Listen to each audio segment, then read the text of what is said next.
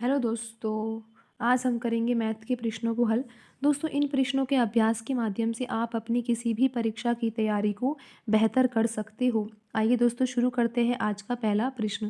दोस्तों, यहाँ पर प्रश्न में दिया गया है कि 144 वस्तुओं को बेचने पर राम को 6 वस्तुओं के विक्रय मूल्य के बराबर हानि हुई, उसका हानि प्रतिशत क्या है? तो दोस्तों, आपको यहाँ पर ये पता होना चाहिए कि अगर किसी वस्तु को बेचने पर हमें हानि हो रही है, तो हानि को निकालने का सूत्र क्या होता है? दोस्तों, हानि हमें जब ही होगी जब विक्रय मूल्य कम रहा होगा और क्रय मूल्य क्या होगा? ज़्यादा होगा। दोस्तों, क्रय मूल्य ज़्यादा और विक्रय मूल्य कम है, यानी कि हमने वो वस्तु खरीदी तो ज़्यादा रुपए में है लेकिन बेच दी हमने कम रुपए में, तो दोस्तों उस स्थिति में हमको हानि होगी। दोस्तों, हानि का सूत्र हम हानि किस तरह से आप निकालोगे? दोस्तों, आपको क्रय मूल्य में से विक्रय मूल्य घटाना होगा। दोस्तों, बिल्कुल सही है ये सूत्र, क्योंकि आपको यहाँ पर पता है कि जब हानि हो रही है तो उस स्थिति में क्रय मूल्य ज़्यादा है और विक्रय मूल्य कम है, तो आपको हानि प्राप्त होगी क्रय मूल्य में से विक्रय मूल्य को घटाने के बाद। तो दोस्तों, 144 वस्तुओं को बेचने पर हमें हानि हुई है, तो दोस्तों हानि का सूत्र हम इस तरीके से लिखेंगे कि 144 वस्तुओं को जब हमने खरीदा, क्योंकि दोस्तों यहाँ पर आप देख सकते हो कि हानि निकालनी है तो विक्रय मूल्य में से, दोस्तों क्रय मूल्य में से हमें विक्रय मूल्य को घटाना होगा, तो हमारा आंसर आएगा हानि का दोस्तों 144 क्रय मूल्य। दोस्तों, यहाँ पर सीपी का मतलब क्या है? Cost price. दोस्तों, यहाँ पर सीपी का मतलब है क्रय मूल्य, यानी कि कॉस्ट प्राइस।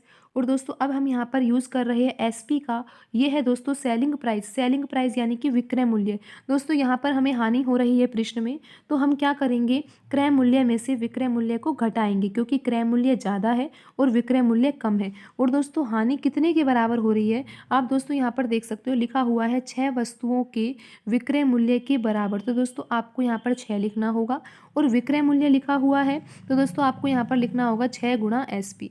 तो दोस्तों, अगर आप क्रय मूल्य में से विक्रय मूल्य को घटाओगे तो आपको हानि प्राप्त होगी, और प्रश्न में ये लिखा हुआ है कि हानि कितनी हो रही है? 6 वस्तुओं के विक्रय मूल्य के बराबर। दोस्तों, अब आपको इस समीकरण को हल करना है। दोस्तों, सबसे पहले तो आपको सवाल में जो लिखा हुआ है उसको समीकरण में बदलना है और फिर समीकरण को हल करके आपको आंसर निकालना है।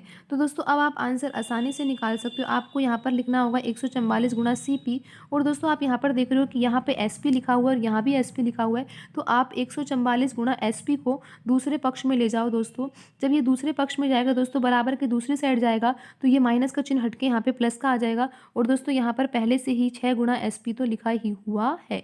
दोस्तों, यहाँ पर 144 गुणा CP आ जाएगा, ऐसे का ऐसी। और दोस्तों, 144 गुणा SP प्लस 6 गुणा यहाँ पर SP, इनको जोड़ोगे दोस्तों तो आप यहाँ पर आपका आंसर आएगा 150 और ये मल्टीप्लाई SP। तो दोस्तों, आपको यहाँ पर ये समझ में आ गया होगा कि 144 गुणा CP कहाँ से आया और 150 गुणा SP कहाँ से आया। दोस्तों, हमने इसी समीकरण को हल किया है और आप कर सकते हो दोस्तों किसी भी तरीके से, जिस तरीके से आपको आसान लगता हो। और दोस्तों, यहाँ पर हमारा तो आंसर ये आ गया 144 गुणा CP और बराबर 150 गुणा SP।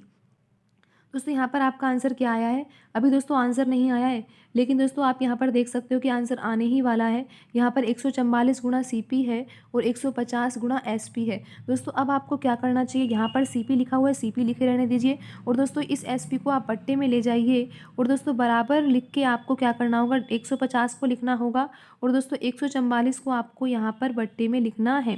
दोस्तों, अब आप इसको देख सकते हो यहाँ पर कि यहाँ पर जो CP है दोस्तों, CP यानी कि क्रय मूल्य कितना है? 150 यूनिट, और दोस्तों SP यानी कि विक्रय मूल्य कितना है? 144 यूनिट। दोस्तों, इस तरीके से आपका समीकरण आया है। यहाँ पर लिखा हुआ है, इधर लिखा हुआ है दोस्तों 150 और यहाँ पर लिखा हुआ है 144। तो दोस्तों, यहाँ पर CP के सामने 150 लिखा हुआ है, तो दोस्तों CP यानी कि क्रय मूल्य, कॉस्ट प्राइस दोस्तों आपका कितना हो जाएगा? 150 यूनिट हो जाएगा दोस्तों। और आप यहाँ पर देख सकते हो SP यानी कि दोस्तों विक्रय मूल्य, और विक्रय मूल्य कितना हो जाएगा दोस्तों? 144 यूनिट। और दोस्तों, आप यहाँ पर देख सकते हो कि विक्रय मूल्य तो यहाँ पर क्या है? कम है, और दोस्तों क्रय मूल्य क्या है यहाँ पे? ज़्यादा। दोस्तों, जब क्रय मूल्य ज़्यादा है और विक्रय मूल्य कम है, तो इस स्थिति में हमको क्या हुई है दोस्तों? हानि हुई है। और हानि कितने की हुई है दोस्तों? आप यहाँ पर साफ साफ देख सकते हो, 150 में से जब आप 144 को घटाओगे तो 6 यूनिट की हानि आएगी। दोस्तों, अब आपको आंसर निकालना है हानि प्रतिशत में, तो हानि प्रतिशत में आंसर निकालने के लिए आपको हानि चाहिए रहेगी, और दोस्तों आपको क्रय मूल्य चाहिए होगा। क्रय मूल्य है 150। दोस्तों आपको हानि प्रतिशत का सूत्र पता होगा कि हानि प्रतिशत का कैसे निकालते हैं। दोस्तों यहाँ पर आपको ऊपर लिखना होगा हानि, क्योंकि आप हानि प्रतिशत निकाल रहे हो, लाभ प्रतिशत निकाल रहे होते तो दोस्तों आपको यहाँ पर लाभ लिखना होता। दोस्तों आपको बट्टे में क्रय मूल्य लिखना है। आप क्रय मूल्य ही क्यों लिखोगे दोस्तों? क्योंकि जो दोस्तों जो लाभ या हानि हम पता लगाते हैं वो क्रय मूल्य से ही पता लगाते हैं कि क्रय मूल्य कितना है। उसके आधार पर ही हमें ये पता लगता है कि हमें उस वस्तु को बेचने पर लाभ हुआ है या हानि हुई है। और दोस्तों मल्टीप्लाई 100 से क्यों किया जा रहा है? क्योंकि आंसर आ रहा है दोस्तों, यहाँ पर हमें प्रतिशत में आंसर निकालना है। दोस्तों आपको अभी बताया है कि हानि 6 यूनिट की हो रही है और क्रय मूल्य है दोस्तों 150 यूनिट, और मल्टीप्लाई आपको 100 से करना ही होगा। दोस्तों आप इस सवाल को हल कर सकते हो और आपका आंसर आ जाएगा। दोस्तों 0 से 0 कट जाएगी, 5 के पहाड़े से ये 3 बार कट जाएगा, और दोस्तों 5 के पहाड़े से 10 को 2 बार कटेगा। और दोस्तों 3 के पहाड़े से 6 कितनी बार कट जाएगा? 2 बार कट जाएगा। और दोस्तों आपका आंसर आ चुका है। 2 गुणा 2 करोगे तो दोस्तों आपका आंसर आ जाएगा 4%। दोस्तों यहाँ पर हानि प्रतिशत क्या होगा? 4% होगा। तो दोस्तों आज की वीडियो में इतना ही, मिलते हैं अगली वीडियो में। धन्यवाद दोस्तों।